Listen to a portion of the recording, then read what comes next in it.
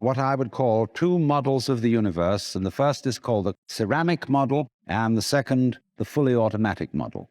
The ceramic model of the universe is based on the book of Genesis, from which Judaism, Islam, and Christianity derive their basic picture of the world.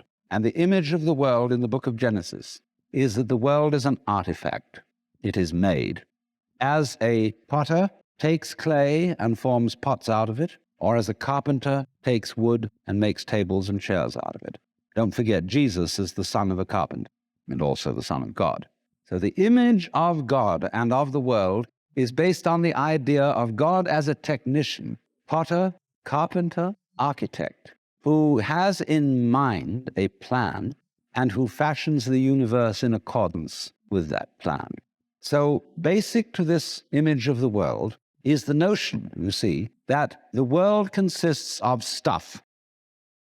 What we really believe is the fully automatic model, and that is our basic, plausible common sense.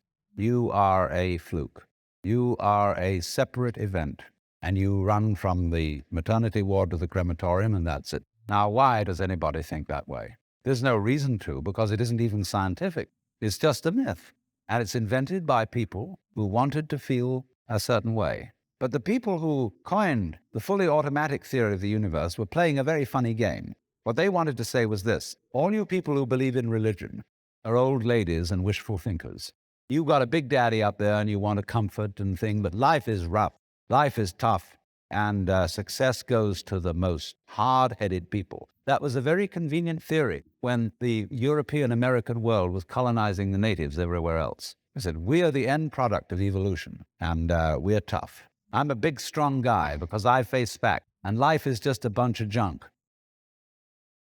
I was discussing an alternative myth to the ceramic and fully automatic models of the universe. I'll call the dramatic myth. The idea that life as we experience it's a big act, and that behind this big act is the player. And the player, or the self, as it's called in Hindu philosophy, the Atman, is you. Only you are playing hide and seek, since that is the essential game that's going on.